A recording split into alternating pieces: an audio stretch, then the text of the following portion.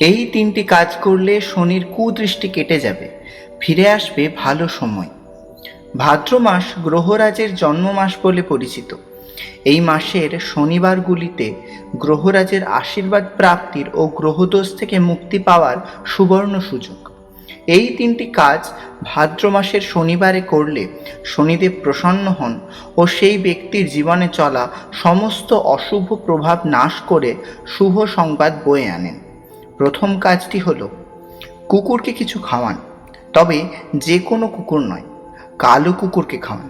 সারা ভাদ্র মাস জুড়ে প্রতিদিন কিছু কিছু খাওয়াতে পারেন, না হলে অন্তত প্রতি শনিবার কালো কুকুরকে রুটি বা বিস্কুট জাতীয় কিছু খাওয়ান। এতে শনিদেব প্রসন্ন হবেন ও গ্রহজনিত কুপ্রভাব কেটে যাবে, সাড়ে সাতির প্রভাবও লাঘব হবে। দ্বিতীয় কাজটি হলো ফল নিবেদন। শনিদেব আমাদের জীবনের কর্মফল প্রদান করেন। যার কর্ম যত ভালো তাকে সেই অনুযায়ী তত ভালো ফল প্রদান করেন।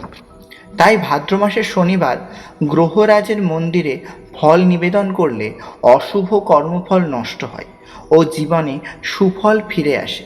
তবে শনিদেবের মন্দিরে 5 প্রকারের ফল দিয়ে পুজো দেওয়া সবচেয়ে ভালো বলে গণ্য করা হয়। যে ব্যক্তি ভাদ্র মাসের 4টি শনিবারই গ্রহরাজের মন্দিরে আস্ত ফল দ্বারা পুজো দেন, তার জীবনে করা সমস্ত কুকর্মের ফল নষ্ট করেন শনিদেব। ফলত তাকে আর জীবনে খারাপ সময়টি কাটাতে হয় না। তৃতীয় কাজটি হলো গ্রহরাজের একটি বিশেষ মন্ত্র জপ করা। শুদ্ধাচারে যে ব্যক্তি 108 বার এই মন্ত্র উচ্চারণ করেন, তার জীবনে আসা সাড়ে সাতির দশা পর্যন্ত লঘু হয়ে যায়।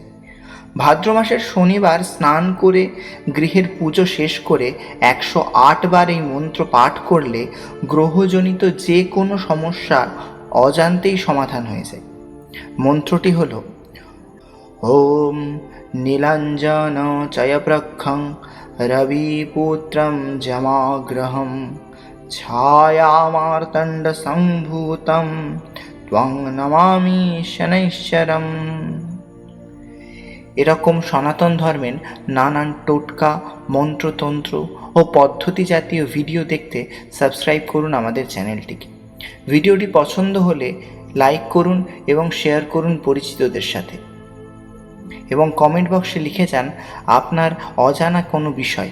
আমরা চেষ্টা করব আমাদের ভিডিওর মাধ্যমে সেটিকে তুলে ধরতে।